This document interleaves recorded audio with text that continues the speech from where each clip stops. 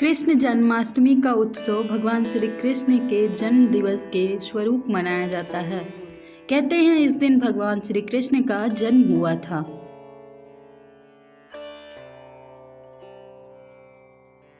कृष्ण अष्टमी तिथि को घनघोर अंधेरी रात को रोहिणी नक्षत्र में मथुरा के कारागार में वसुदेव की पत्नी देवकी के गर्भ से भगवान श्री कृष्ण ने जन्म लिया।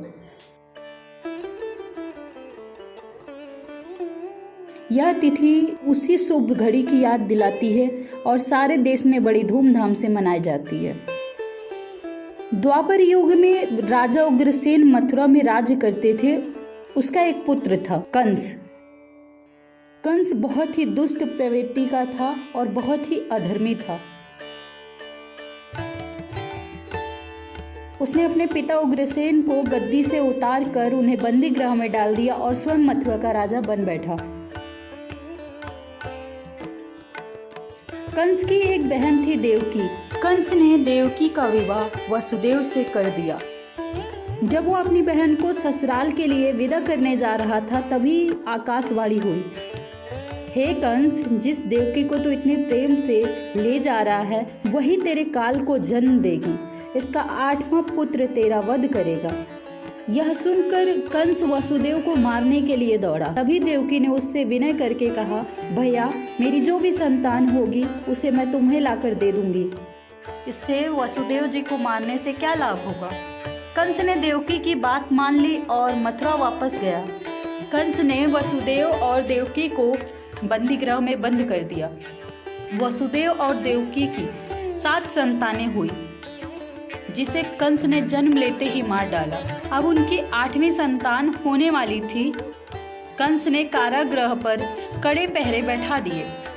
उसी समय नंद की पत्नी यशोदा को भी बच्चा होने वाला था। जिस समय वसुदेव और देवकी के पुत्र ने जन्म लिया उसी समय संयोग से यशोदा के घर भी एक कन्या का जन्म हुआ, जो देवी माया थी।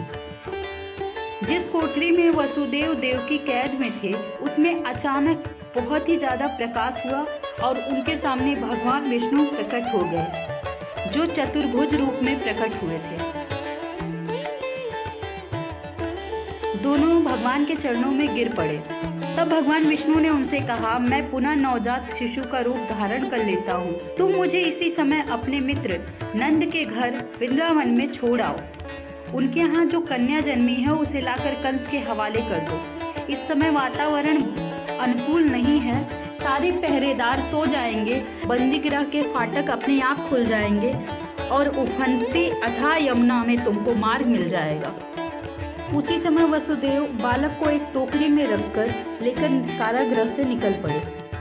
अथाह उफनती यमुना को पार कर वह नंद जी के घर पहुंचे। वहां उन्होंने भगवान श्री कृष्ण को यशोदा के साथ सुला दिया और उस कन्या को लेकर मथुरा आ गए, जो स्वयं माया का स्वरूप थी। बंदी गृह के फाटक अपने आप बंद हो गए।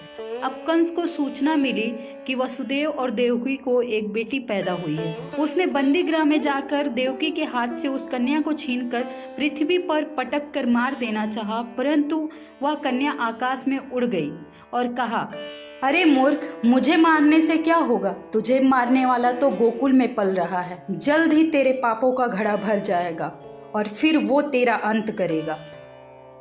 उस दिन भाद्रपद कृष्ण अष्टमी तिथि थी, इसलिए हर साल भाद्रपद कृष्ण अष्टमी तिथि को भगवान श्री कृष्ण का जन्मोत्सव मनाया जाता है, जिसे जन्माष्टमी भी कहते हैं। जन्माष्टमी के व्रत की शुरुआत की कथा कुछ इस प्रकार है।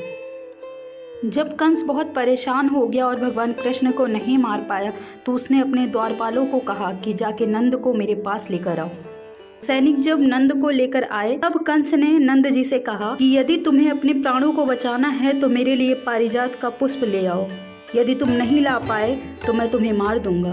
कंस की ऐसी बातों को सुनकर नंद जी ने कहा, जी महाराज, ऐसा ही होगा, और अपने घर की ओर चले गए। घर जाकर उन्होंने अपनी पत्नी यशोदा को यह सारा वृतांत कह सुनाया, जिसे भगवान श्री कृष्ण भी सुन रहे थे। तो भगवान श्री कृष्ण ने निश्चय किया कि वह पारिजात का पुष्प ले आएंगे। एक दिन श्री कृष्ण अपने मित्रों के साथ यमुना के किनारे गेंद खेल रहे थे तो उन्होंने अचानक गेंद को यमुना में फेंक दिया। गेंद फेंकने का यही मुख्य उद्देश्य था कि वह पारिजात के पुष्पों को ले आए और वह कदम के वृक्ष पर चढ़कर यमुना में कूद पड़े। यमुना में कूदने का समाचार कुछ ग्वालों ने जाकर माँ यशोदा को सुनाया। यह सुनकर यशोदा माँ भागती हुई यमुना के किनारे पहुंची और उन्होंने देवी यमुना से प्रार्थना करते हुए कहा, हे यमुना देवी, यदि मैं अपने बालक को देखूंगी तो भाद्रपद मास की रोहिणी युक्त अष्टमी का व्रत अवश्य करूंगी, क्योंकि दया दान सज्जन प्राणी ब्रह्माकुल में जन्म, रोहिणी युक्त अष्टमी, गंगा जल एकादशी, गया श्राद्ध और रोहिणी व्रत ये सभी दुर्लभ हैं। हजारों अश्वमेघ यज्ञ दान तीर्थ और व्रत करने से जो फल मिलता है वह सब कृष्ण अष्टमी के व्रत को करने से प्राप्त हो जाता है। जब भगवान श्री कृष्ण कालियानाग के फन पर चढ़े हुए बाहर आए तब माँ यशोदा ने बहुत सारे उत्सव किए और तब से कृष्ण जन्माष्टमी का व्रत माँ यशोदा ने शुरू किया। तब से कृष्ण जन्माष्टमी का व्रत किया जाता है।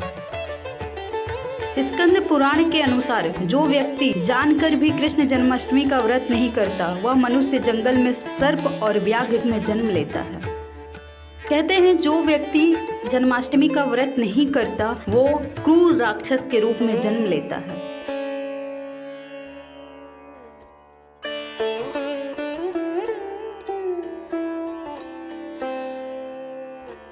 ऐसी ही नई नई वीडियो देखने के लिए हमारे YouTube चैनल भक्ति बौछार को सब्सक्राइब करें, हमारे Facebook पेज को लाइक करें, फॉलो करें, शेयर करना ना भूलें।